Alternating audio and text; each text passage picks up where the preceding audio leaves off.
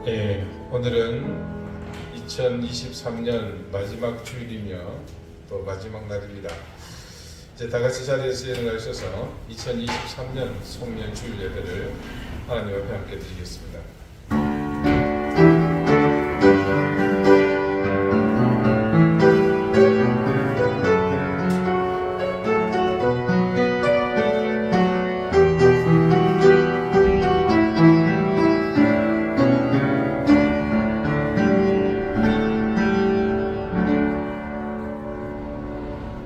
세월을 아끼라 때가 악하니라. 그러므로 어리석은 자가 되지 말고 오직 주의 뜻이 무엇인가 이해하라.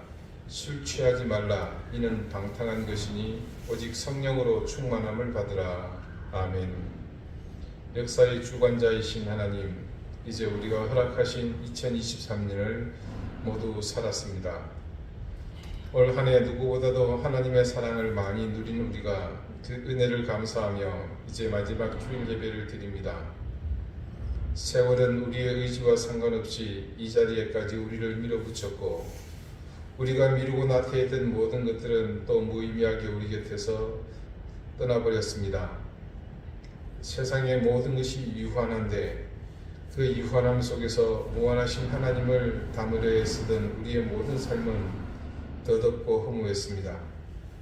영혼을 사모하며 사는 것이 우리의 인생인데 땅의 것을 좇으며 멸망할 것을 따르던 허망함에서 벗어나 다시 우리의 유일한 소망이신 주님께로 나아갑니다.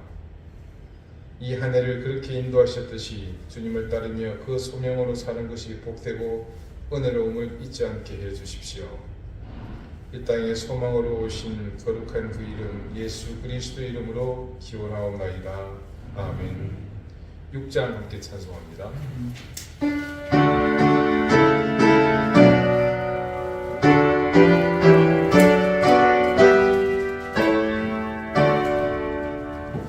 목소리 높여서 주 찬양하여라.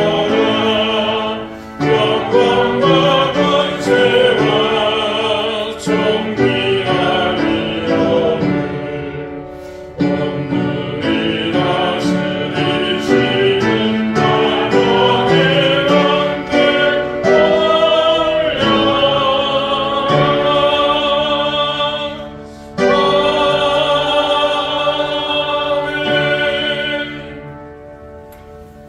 이제 다 함께 참여의 기도를 드리겠습니다. 거룩하신 하나님, 우리가 살아낸 2023년 가운데 남겨진 모든 삶의 궤적을 돌아보며 우리의 지난 시간들을 회개합니다. 우리에게 생명의 날을 주시고 은혜의 호흡을 주셨는데 저희는 그 시간을 욕망을 따라 살면서 의미 없이 허비했습니다. 인생이라는 강물에 세태라는 탐로에 그냥 우리의 시간들을 흘려보냈습니다. 육적인 일에만 몰두하느라 하나님의 나라와 의를 구하는 삶을 살지 못했으며 기도하는 시간, 말씀 앞에서 내 자신을 비춰보는 시간도 전무했습니다. 하나님보다 사람을, 주님보다 물질을 더 사랑하며 의롭지 못한 시간들로 우리의 인생을 허비했습니다. 성탄의 은혜와 자비가 오늘 우리의 가장 가까운 삶 속에 내리고 있었지만 여전히 어둠 속을 거니며 내 인생의 왕좌에서 절대적인 권력을 행사하고 살았습니다. 오늘 이 해의 마지막 주일 예배를 드리며 주님을 대하고 있는 이 순간 지나온 모든 삶의 궤적이 그저 후회와 회한뿐임을 깨닫습니다. 주님, 은혜와 사랑을 망각하며 살았던 우리의 시간들을 용서해 주십시오. 우리의 힘과 의지로 되돌릴 수 없는 수많은 오류를 바로잡아 주십시오. 주의 인자와 자비를 우리에게 베풀어 주십시오. 이제는 하나님과 나만이 아는 은밀한 죄를 생각하며 계속해서 침묵 가운데 참여의 기도를 드립니다.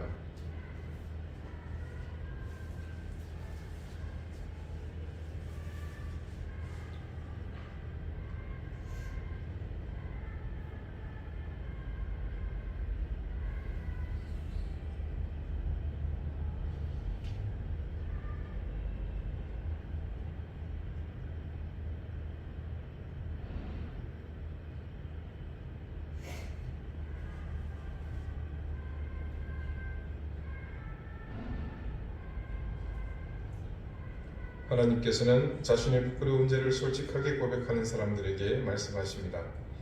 내가 그들에게 한 마음을 주고 그 속에 새 영을 주며 그 몸에서 돌 같은 마음을 제거하고 살처럼 부드러운 마음을 주어 내 율례를 따르며 내 규례를 지켜 행하게 하리니 그들은 내 백성이 되고 나는 그들의 하나님이 되리라. 아멘. 이제는 사도신경으로 우리의 신앙을 고백하오니 나는 전능하신 아버지 하나님 천지의 창조주를 믿습니다. 나는 그의 유일하신 아들 우리 주 예수 그리스도를 믿습니다. 그는 성령으로 잉태되어 동정녀 마리아에게서 나시고 본디오 빌라도에게 고난을 받아 십자가에 못 박혀 죽으시고 장사된 지 사흘 만에 죽은 자 가운데서 다시 살아나셨으며 하늘에 오르시어 전능하신 아버지 하나님 우편에 앉아 계시다가 거기로부터 살아있는 자와 죽은 자를 심판하러 오십니다. 나는 성령을 믿으며 거룩한 공교회와 성도의 교제와 죄를 용서받는 것과 몸의 부활과 영생을 믿습니다. 아멘. 자리에 앉으시기 바랍니다. 이제 다 같이 성시를 교독하겠습니다. 성시는 교독문 23번, 시편 43편입니다.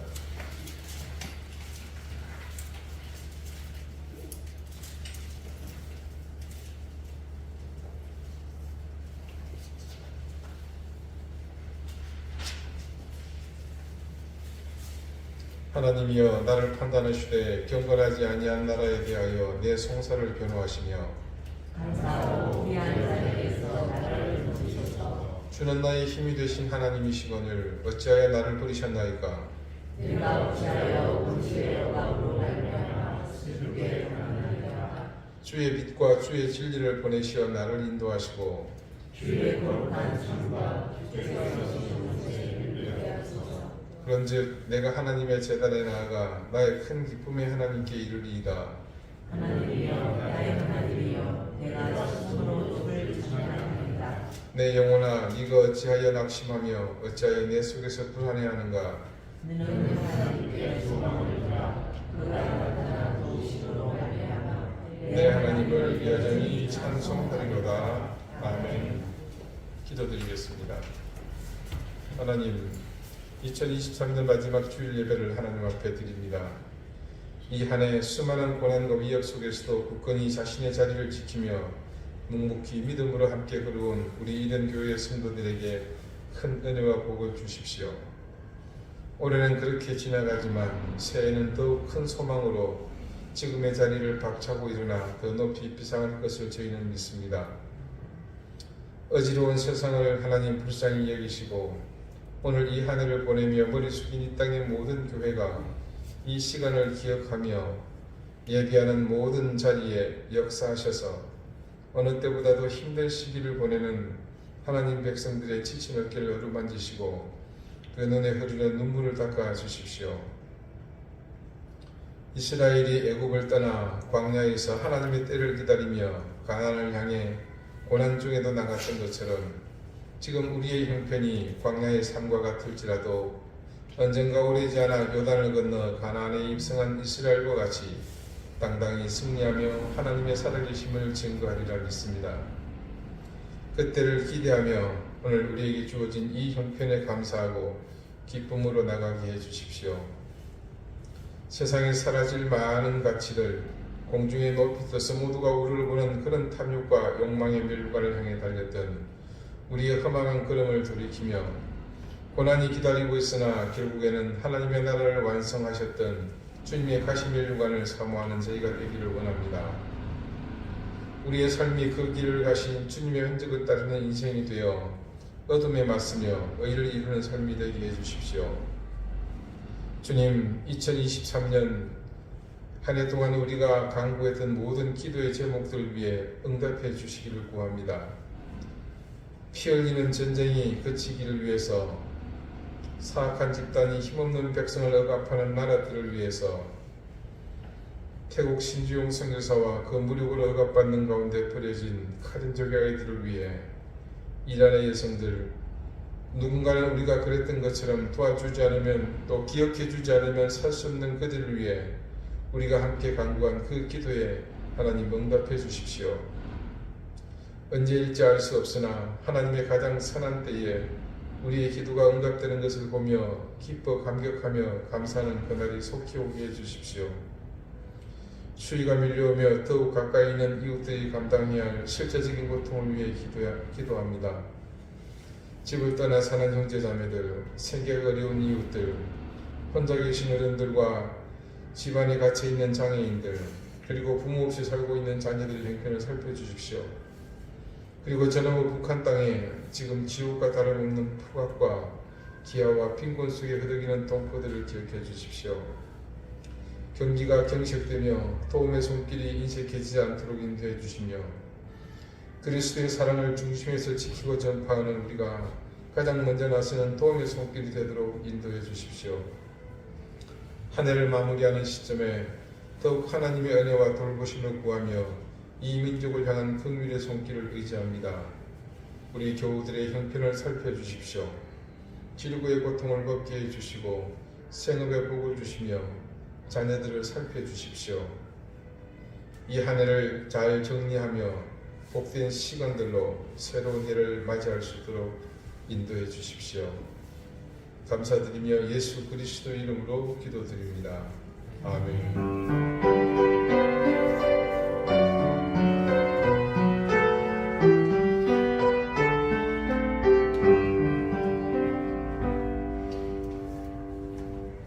301장 함께 찬송하겠습니다.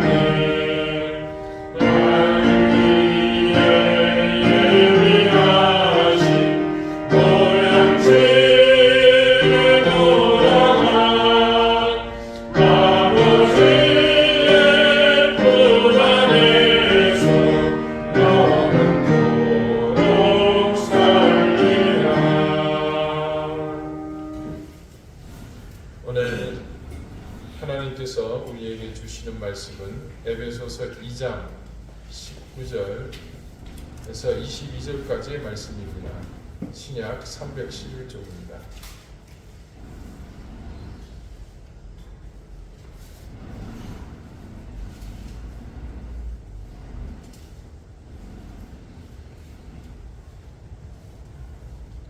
에베소서 2장 19절에서 22절까지의 말씀을 제가 읽겠습니다. 이제 다 같이 자리에서 일어나 하나님의 말씀을 경청하십시오.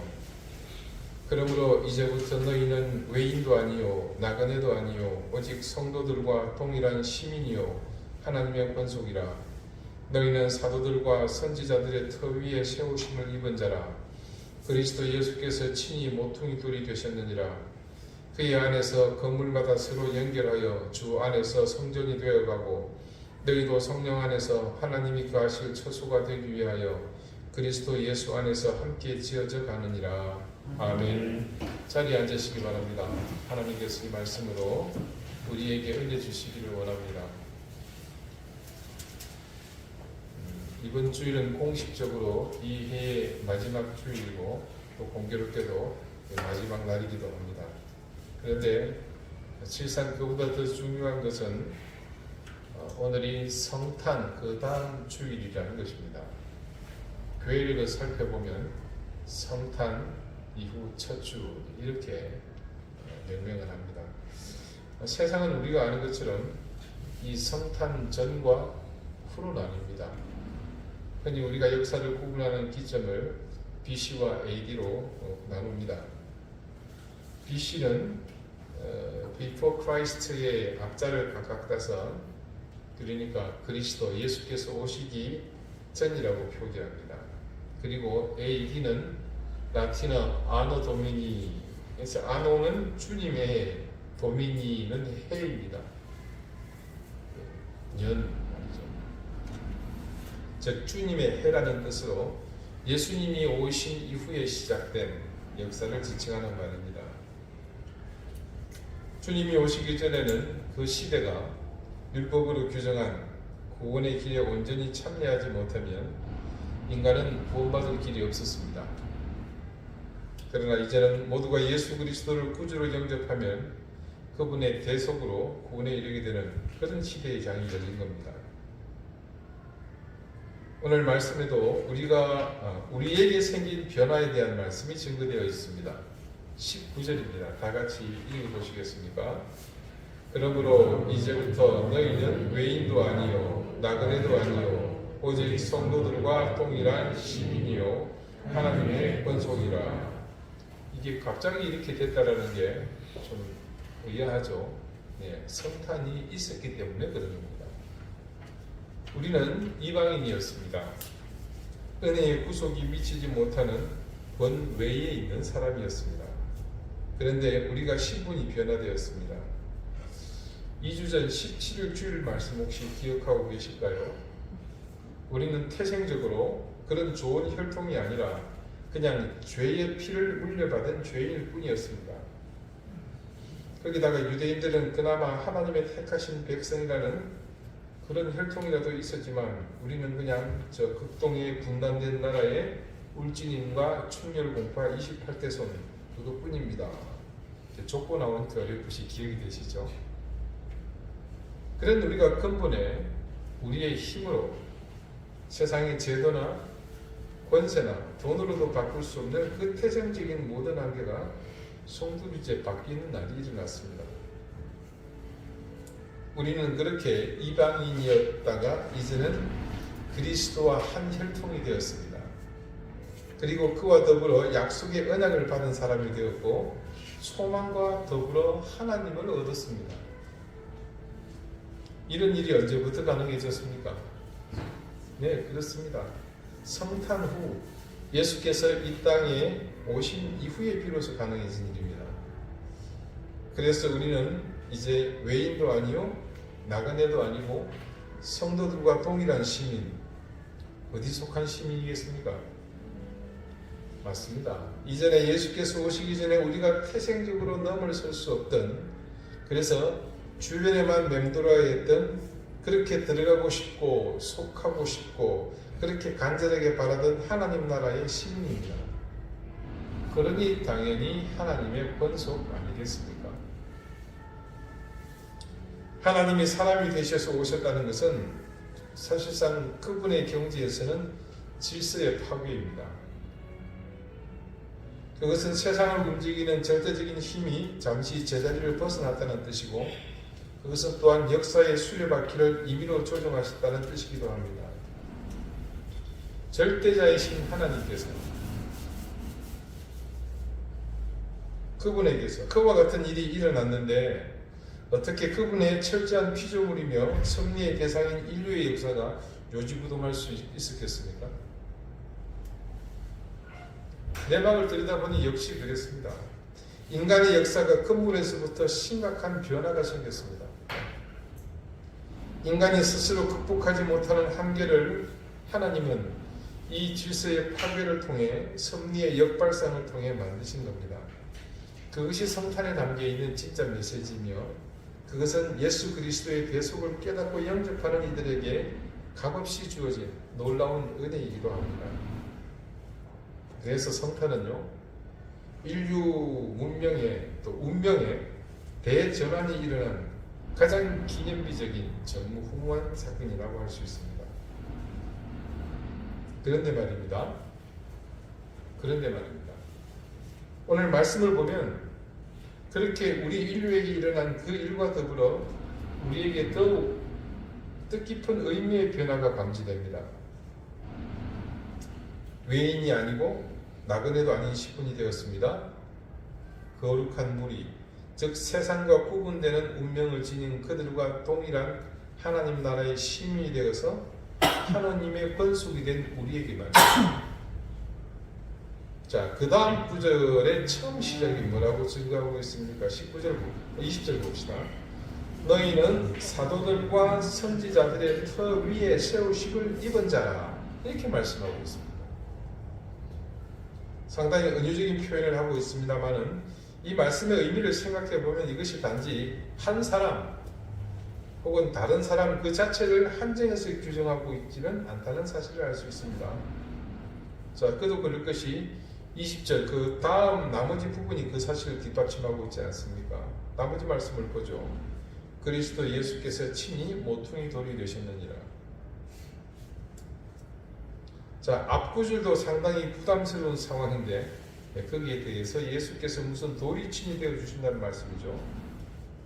왜 예수님께서 느닷없이 돌이 되어 주신 걸까요? 이해가 안 되세요? 우리가 돌이잖아요. 우리와 같이 되셨잖아요. 그러니까 예수님이 돌이 되는 것은 성탄이 아니겠습니까? 성탄이 아니라 석탄인가? 네, 뭐 그렇게 생각하면 일리가 있지만 문맥상 단순히 생각할 부분은 아닐 것 같습니다. 에베소서가 교회론에 대한 말씀이라는 것은 여러분 이제 귀 따갑게 들으셨죠? 이제까지 말씀 속에서 유추해서 우리가 교회인 것, 또 우리 교회의 본질적 기능이 무엇이어야 하는지를 찾았지만 여기서는 직접적으로 전면에 그런 사실을 내세우고 있다는 것을 볼 수 있습니다. 사도들과 선지자들의 터라는 말 자체가 이미 뭔가를 염두에 둔 표현이었습니다. 그리고 예수님께서는 친히 그 사실에 대한 보증이 되어 주시고 있죠. 무엇이겠습니까? 그에 대한 대답이 바로 21절에 증거되어 있습니다. 그의 안에서 건물마다 서로 연결하여 주 안에서 성전이 되어가고, 저와 여러분이 바로 성전, 교회됨을 이렇게 바울은 구체적으로 에베소 교인들에게 지금 이 말씀 속에서 천명을 하고 있습니다. 여기서는 왜 우리가 교회인가, 왜 우리가 성전이 되어야 하는지 그 이유를 분명하게 우리에게 알려주고 있습니다. 마지막 절을 봅시다. 너희도 성령 안에서 하나님이 거하실 처소가 되기 위하여 그리스도 예수 안에서 함께 지어져 가느니라. 뭘 짓는지, 그 처소가 뭔지 굳이 말하지 않아도 우리는 여기서 깨달을 수 있죠. 왜 우리가 그런 건물, 그런 처소, 성전이 되어야 합니까? 여기 나와 있잖아요. 하나님이 거하실 처소가 되기 위해서입니다. 이 한 절의 말씀 속에서 우리가 분명히 깨닫게 되는 사실이 있습니다. 우리가 그리스도의 은혜로 외인이 아닌 내인이 되고 나그네가 아닌 주인이 되고 거룩한 하나님 나라의 시민이 되어 하나님의 권속이 되면 우리는 뭐가 되는 겁니까? 전능하신 하나님을 모시는 성전이 될 수 있습니다.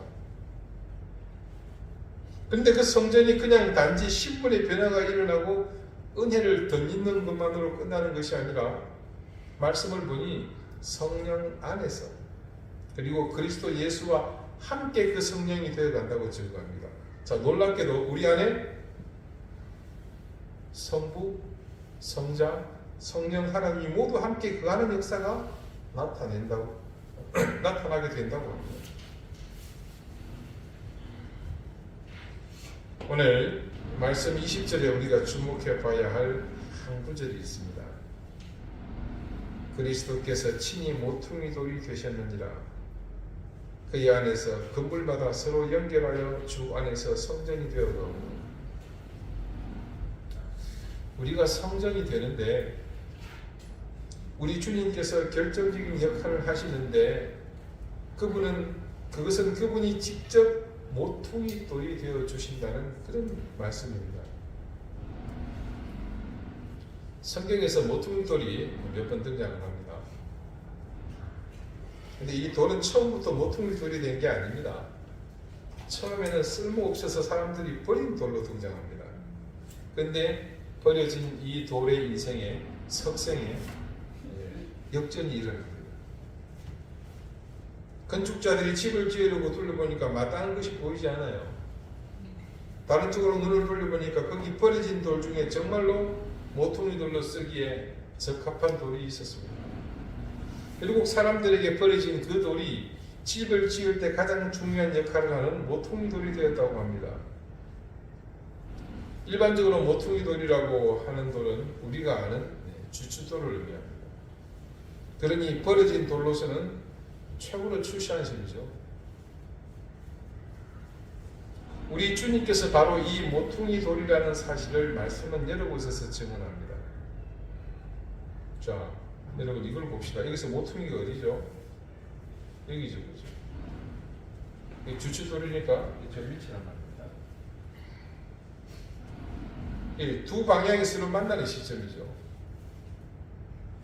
21절에서 증거하는 것처럼 건물마다 서로 연결해주는 결정적인 기능을 하는 그런 돌입니다. 근데 말씀은 그 다음 주 안에서 성전이 되어가고 라고 증거합니다. 자, 이 말씀을 따르면 주님께서는 사람들에게 버림받은 돌이었지만 건축자들에 의해서 모퉁이 돌로 변화하시게 되었는데 그 역할을 두고서 이는 우리가 감당해야 할 성전에 필요한 모퉁이 돌로서의 삶, 즉 우리 인생이 그런 삶이 되어야 한다는 사실을 은유적으로 우리에게 증언하고 있는 성입니다. 버려진 돌이 모퉁이 돌로 쓰임받는데 그 쓰임받는 가장 중요한 역할이 바로 서로 연결함으로 성전이 되어간다는 겁니다.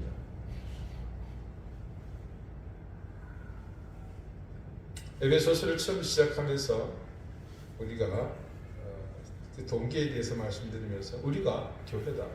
왜 우리가 교회인가? 우리 주보 앞에 뭐라고 되어 있습니까? 우리는 이든 교회입니다.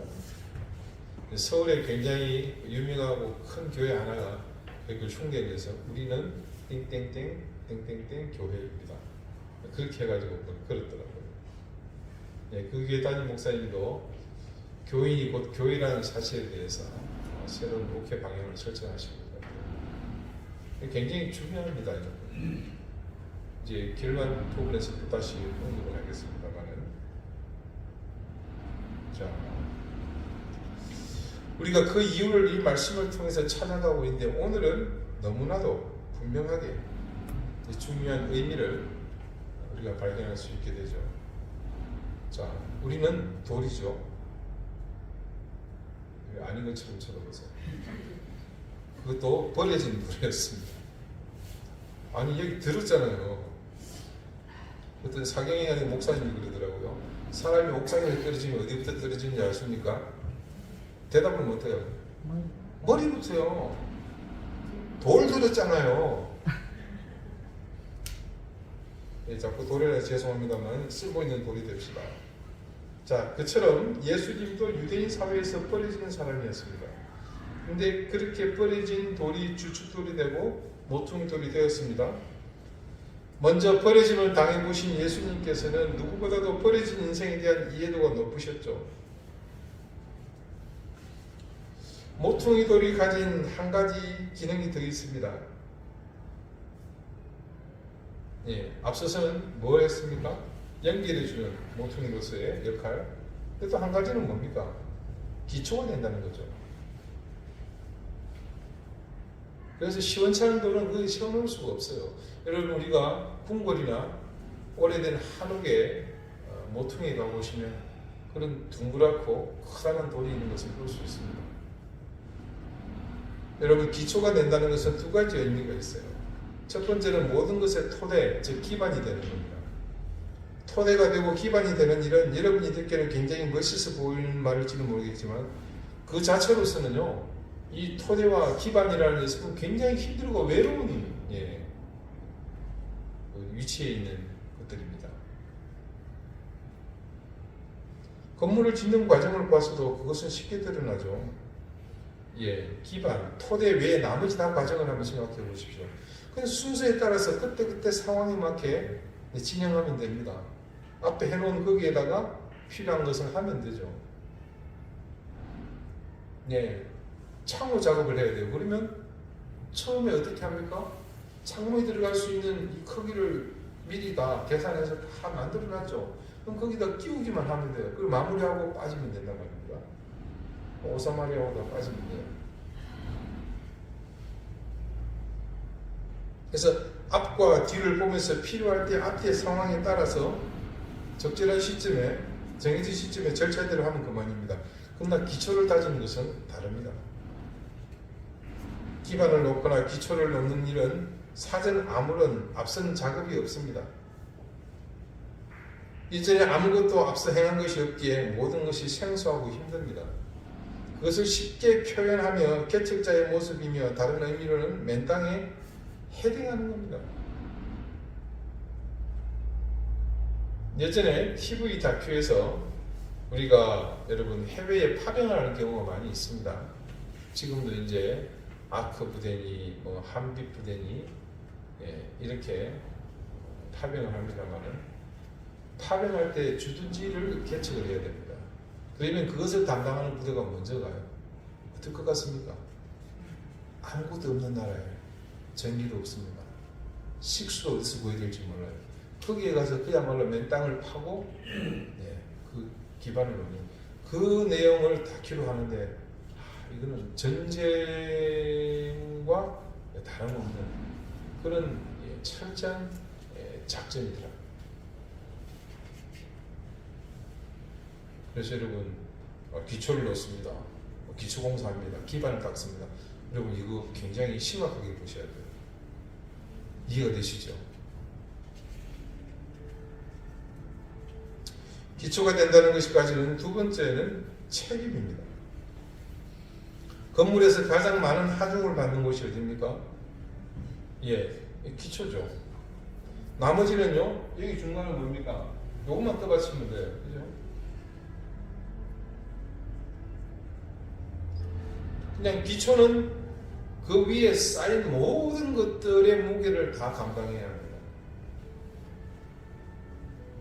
모든 건축물에 부착된 거나 얹힌 혹은 가설된 혹은 첨가된 혹은 덧입혀진 혹은 붙여진 혹은 다른 못 하나 벽지 한 장 문고리 하나하나까지 모든 무게를 다 감당하는 겁니다. 그런 의미에서 기초는 책임과 희생을 상징하는 말이기도 합니다. 우리는 이 같은 사실을 토대로 그리스도인이 교회가 된다는 의미를 새롭게 인식하게 됩니다. 먼저 우리의 삶은 뭡니까? 연결해주는 가교의 삶이어야 합니다. 그것은 이미 앞서 우리가 막힌 담을 흘고 화목하게 하는 사명이 있다는 사실에서도 이미 공감한 부분입니다. 화해자가 되고 평화의 사도가 되는 것, 그것이 곧 가교의 역할이죠. 우리는 그렇게 다리 놓는 사람이 되어야 합니다. 어디 그것뿐이겠습니까? 세상의 사람들이 복음을 듣고 예수 그리스도와 만나는 가교 역할을 우리가 해야 한다는 의미이기도 합니다. 구원의 통로가 되는 역할, 그것은 이 세상에서 가장 존귀하고 보배로운 가교가 되지 않겠습니까? 교회란 바로 그런 존재입니다. 교회는 가교가 되어야 합니다. 단절되고 혼자서 독야청청한다는 생각을 가졌다면 그것은 결코 올바른 교회일 수 없습니다. 우리도 다르지 않습니다.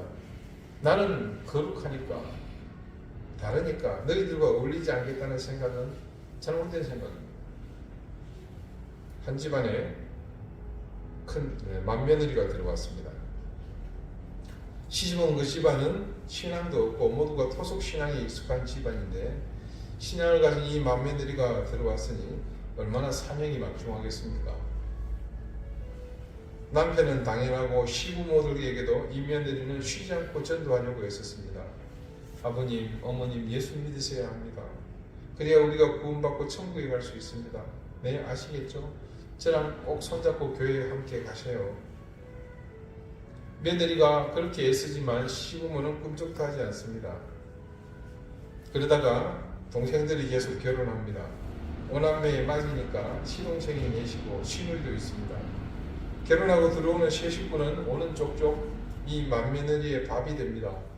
표현이 좀 그렇습니다만은 전부 대상자란 말입니다. 엄처시아의 제2 권력자인 맏며느리가 예수 믿어야 한다, 교회 가야 한다 그러니 손아래 동서들은 안 간다, 못 믿는다, 제대로 대답도 하지 못하고 그냥 그때마다 시집살이 힘들구나 그렇게 속으로 대내고 맙니다. 수십 년 세월이 흐르고 지금은 대다수가 교회에 출석하고 신앙을 가졌지만 그렇게 되기까지 숱한 고난의 시간이 있었습니다. 손아래 동서나 시동생들이 맏며느리의 행동 때문에 사실은 쉽게 신앙을 가지지 못한 겁니다. 예를 들면 아직 집안이 신앙을 모두 가진 것도 아닌데 그러니까 제사도 있고 집안에 행사가 많습니다. 맏며느리는 집안의 중심이죠. 특히나 여성들이 이제는 모든 것을 준비하고 마무리까지 하는 그런 시절이었습니다. 그런데 그 며느리는 나는 교회 다니니까 제사 음식은 일체 손을 댈 수 없어. 그러니 니들끼리 알아서 하라는 겁니다. 그뿐이 아닙니다. 이번 집안 행사가 주일에 있는데 맨날 주일이죠. 다른 날 별로 있습니까? 나는 교회 가야 하니까 니들끼리 다 알아서 해라. 그러면서 거의 모든 행사에 불참하는 겁니다. 이렇게 매번 집안 행사 때마다 이런 상황이니 도대체 큰 며느리가 예수 믿으라는 말이, 교회 가자는 말이 시가 먹히겠습니까? 그런 상황에서 만날 때마다 교회에 나가고 있느냐, 구원받아야 한다, 예수 믿어야 한다, 그러니 손아래 동생들, 동서들, 시동생들 모두 다가 속으로 너나 열심히 다니세요 하는 상황이 된 겁니다. 한동안 그 집안의 동생들은 예수님을 만날 수 없었습니다. 이유는 바로 이 맏며느님께서 그렇게 만드신 거죠. 한 집안의 유일한 그리스도인으로 그녀는 자신이 교회인 것을 생각하지 못했을 뿐 아니라 교회로서의 역할을 제대로 하지 못했습니다. 모퉁이 돌인 자신의 역할에 대한 지식이 전혀 없었던 것이죠. 그리스도인으로서 제사 음식을 만들고 또 제사에 참석하는 것은 달가운 일은 아닙니다. 그러나 신앙을 가진 사람이라면 누구나 그 일을 하고 싶지 않은 것은 맞습니다만은 신앙 양심의 끓김이 있기는 합니다만은 신앙 양심과 사람을 섬기고 사랑하는 일은 별개의 문제입니다. 큰 며느리가 그 일을 하고 싶지 않다고 하면 나머지 동생들은 대신 일을 떠맡아야 합니다.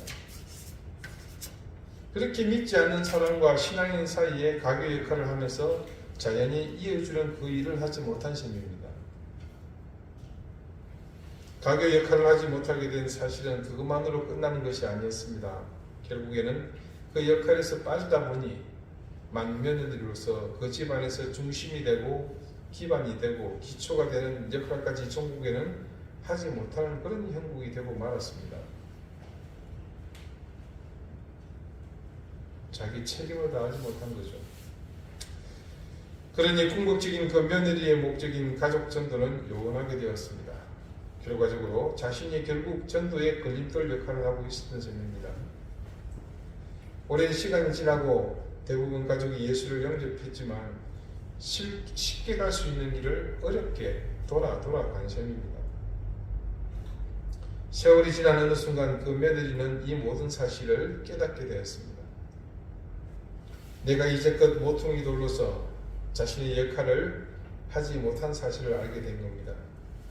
그리고 자신이 도리어 가족의 구원을 방해하고 있었다는 사실을 알게 되면서 큰 충격에 빠졌습니다.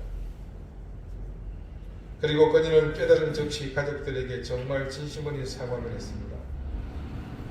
그리고 지금은 정말로 자신이 해야 할 교회의 역할, 모퉁이 돌로서의 모든 삶의 정성과 수고를 아끼지 않고 있습니다.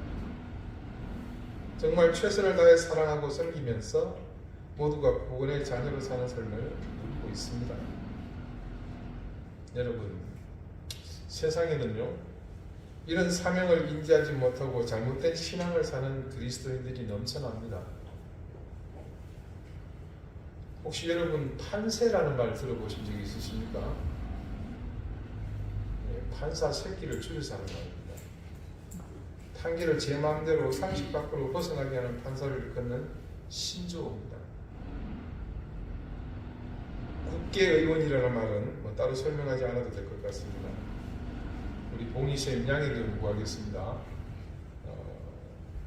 교사들을 향한 지침도 있습니다. 제가 살던 동네 그 깡촌에서는 선생님을 비하할 때 선생질 한다고 합니다. 제 모교에 서울서 부임하신 부목사님 네 분이요, 이 선생질이라는 말을 태어나서 처음 들은 겁니다. 사모님도 마찬가지입니다. 당시 청년이던 제게 와가지고, 아니 임장훈 형제, 도대체 선생질이라는 말을 어떻게 할 수 있어요? 이 동네 진짜 웃기는 동네네요. 예, 모두들 특정 해당 부류에 대한 비하를 목적으로 부르는 속어들입니다. 근데 여러분, 우리 그리스도인들에게도 있는 것 아십니까? 예, 예수쟁이들, 예수 믿는 것들, 교회 다니는 것들, 예, 이런 말들은 이제 다 익숙하시죠. 그러다가 근래에 등장한 말들이 있습니다.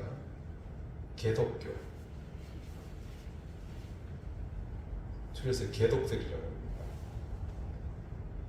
먹사, 잡사, 이 모든 말들이 만들어진 배경에는 반드시 이 가교로서의 역할, 기초로서의 역할을 제대로 하지 못한 신앙인들의 삶이 있었습니다. 교회를 향해서, 그리고 그리스도인들을 향해서 세상이 기대하는 바가 있습니다. 그 기대에 미치지 못할 때 사람들은 뭐라고 대놓고 소리를 내지는 않습니다. 그런데 세상 사람들이 소리를 낼 때가 있습니다. 그것은 하지 않을 때보다 해서는 안 될 때 하는 소리입니다. 교회가 그 구성원이 되는 그리스도인이 자기 역할을 제대로 하지 못하는 것을 넘어서 더 악한 모습, 더 부도덕하고 더 무질서하고 더 모렴치할 때는 세상이 소리를 냅니다. 이런 소리들이 이제 이전보다 더 많이 들린다는 것은 우리가 세상 사람들보다 더 악하고 더 부도덕하고 더 무질서하고 더 모렴치하기 때문에 나는 겁니다. 특히나 개독교인, 목사, 잡사는 유독 우리나라에만 있는 용어들입니다. 다른 나라 크리스찬들이 이 사실을 안다면 얼마나 우리나라 크리스찬들을 비웃고 우습게 보겠습니까? 오늘 말씀을 통해 우리는 교회에 대한 일반적이지만 지극히 상식적이고 필수 불가결한 사실에 대해 생각해 보게 되었습니다. 언젠가부터 저는 이런 생각이 들었습니다. 이 땅에서 교회가 점점 쇠퇴하다가 마침내 없어질 수도 있는 날이 오겠다는 겁니다. 이미 그런 지표들은 가시적으로 곳곳에서 목도가 되고 있습니다.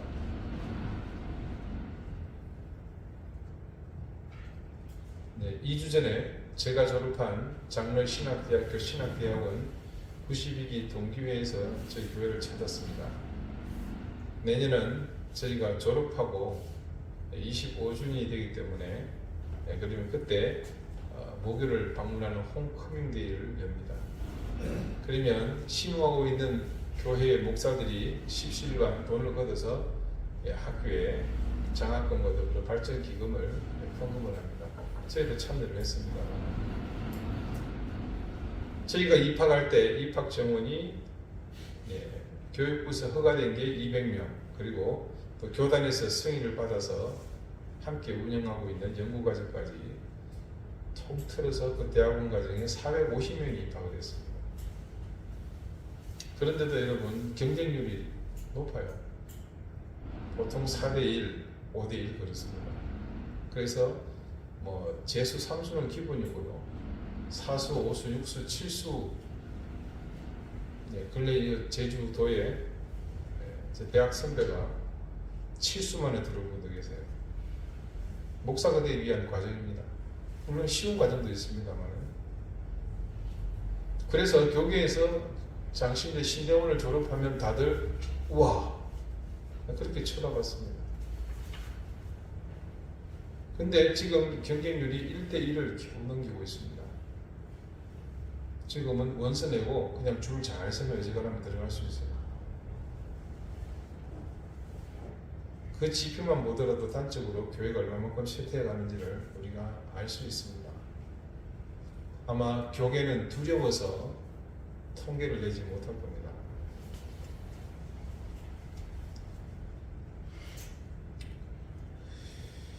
세상의 교회들이 그리고 그 안에 있는 그리스도인들이 스스로 교회로서의 자기 역할을 다하지 못하면 그 날이 더 빨리 올 수도 있습니다.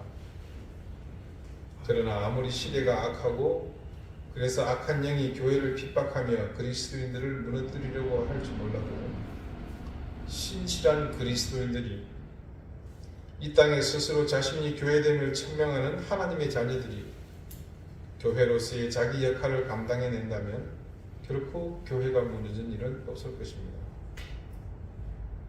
교회의 역사는 많은 그리스도인의 숫자가 그 운명을 가르지 않았습니다. 중요한 교회의 역사, 기독교의 전환기에 하나님은 단지 몇 사람의 신실하고 헌신된 교인된 그리스도인을 통해 하나님의 뜻을 펼치셨습니다. 어쩌면 점점 마지막 때를 향해 매년 숫자가 줄어가는 모습 속에서 하나님은 언제나처럼 또 새로운 역사를 위해 그런 사람을 찾고 계실지 모르겠습니다. 우리 사랑하는 이들교회 성도 여러분, 우리는 정말 보잘것없는 존재입니다. 변변한 우리 소유의 건물도 없을 뿐더러 교인의 숫자도 분명 미미합니다.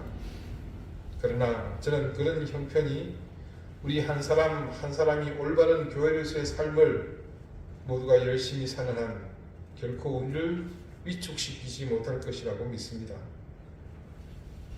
그저 우리는 말씀 속에서 우리에게 보여주시는 그 길을 따라 그리고 그 말씀이 분명히 그렇다고 하시는 그대로 살아갈 뿐입니다. 이 한 해 우리는 그 길을 가기 위해서 애썼고 새로운 해도 역시 변함없이 세상의 방법이 아니라 말씀 속에서 우리에게 보여주시는 그 길을 따라 묵묵히 가고자 합니다. 여러분에게 저는 장밋빛 미래를 약속할 능력은 없습니다.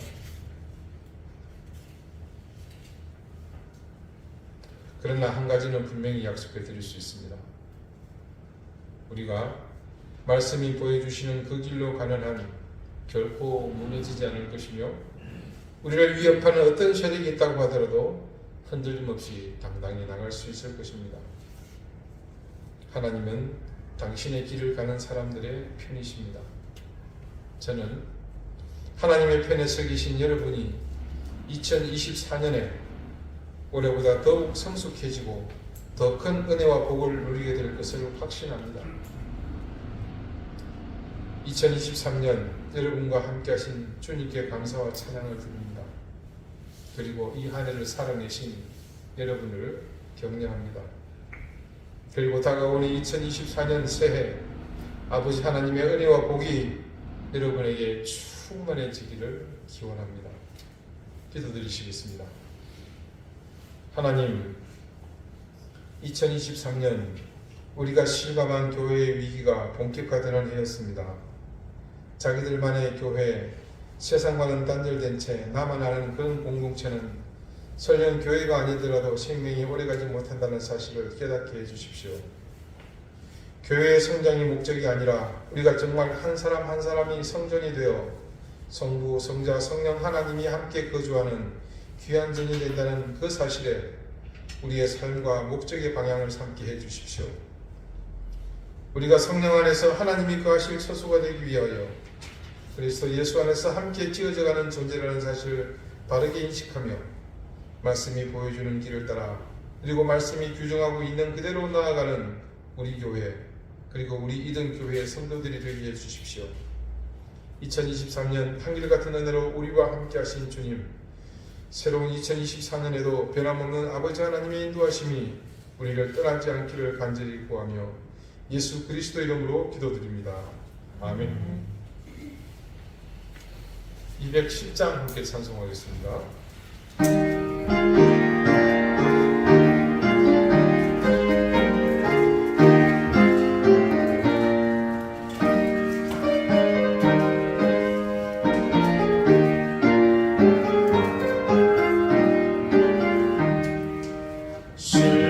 시온성과 같은 교회 그의 영광은 없다.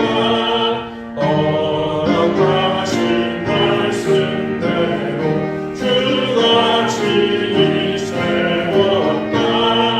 반석 위에 세운 교회 님들 자가 누구냐. 오늘 원수의 원사로 마음을 심었구나. 생명샘이 솟아나와 모든 성dom하시니 언제든지 흘러넘쳐 부족함이 없구나. 이런 물이 흘러가는 목마를 잡으느라 주의 은혜 풍족하여 넘치고 넘친다. 주의 은혜 내가 받아 시온 백성 되는데 세상 사람 비방해도 주를 찬송하리라. 세상 얻는 모든 영광 마치만 예 같으나 주의 가녀 나를 보는 영원 무궁하도다. 아멘. 은혜로우신 하나님 앞에 감사와 찬양을 드립니다. 2023년을 돌아보는 우리의 생각 가운데는 하나님의 한결같은 은혜와 동행하심이 있었기에 이곳까지 올 수 있었다라는 그런 고백밖에는 없습니다. 그런 하나님 앞에 감사하며 기쁜 마음으로 귀한 예물을 드립니다. 드린 손길의 마음을 기억하시고 하나님 귀한 은혜로 그들을 붙들어 주시며 하늘의 신령한 은혜와 땅의 기름진 복을 귀하게 넘치게 더해 주시기를 기도합니다. 건강의 복을 더해 주시고 새해에도 하나님 앞에 더욱더 많은 감사의 제목들이 넘쳐나도록 그 길을 선히 인도해 주십시오. 교회를 위해 매주일 나와 청소하고 수고하는 손길 반주하며 계수하며 또 여러 모양으로 애쓰는 사랑하는 주의 자녀들에게 하나님께서 귀한 은혜와 복을 더해 주십시오. 특별히 이 시간 사랑하는 남편을 먼저 떠나보내고 또 남편의 동생이 같은 질구로 세상을 떠나 큰 슬픔 가운데 있는 우리 조선의 집사를 기억해 주시고 하나님 딸의 아픈 마음, 상한 마음, 찢긴 마음을 주님께서 싸매어 주시고 보듬어 주시고 안아주시며 위로해 주십시오. 우리 사랑하는 성도들 가정의 형편을 모두 살펴주시며 그 생업의 길을 열어주시고 사랑하는 자녀들의 앞길을 활짝 열어주시며 무엇보다 건강의 복을 주셔서 질고로 고통받는 모든 교우들과 가족들이 새해는 나음을 얻는 귀한 은혜가 있게 해주십시오. 감사드리며 예수 그리스도 이름으로 봉헌 기도드립니다. 아멘. 네, 교회 소식. 오늘은 2023년의 마지막 주일이며 또 마지막 날이기도 합니다. 송구영 신예배는 오늘 밤 11시 45분에 시작하도록 하겠습니다. 그래서 한 가지 안내 말씀을 드리겠습니다. 오늘 돌아가시면 각 가정에서는 기도의 제목을 저희 카톡 단톡방에 남겨주시기를 부탁드리겠습니다. 그래서 예배 시간에 그 기도 제목으로 함께 기도할 수 있도록 그렇게 하겠습니다. 기도의 제목은 구체적으로 또 이름과 소망하는 것들을 상세히 적어주시면 더 감사하겠습니다. 다음 주일은 2024년 신년 주일인데 매해 그랬듯이 신년 주일에는 성산이 있습니다. 또 주의 몸과 피를 먹고 마시는 예식이기 때문에 우리가 하나님 앞에 겸비해야 할 의무가 있습니다. 그래서 주의 몸과 피를 먹고 마시기에 부족함이 없도록 여러분도 겸비하여 주일 예배 참여해 주시기를 부탁을 드리겠습니다.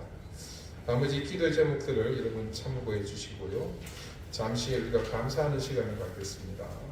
교회를 위해 쓰실 분들을 위해서 선물을 준비했습니다.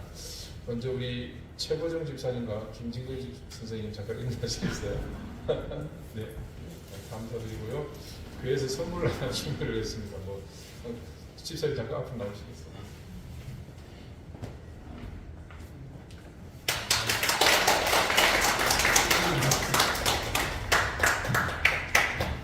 네, 그리고 반주로 소개해 주신 최욱경 집사님 잠깐.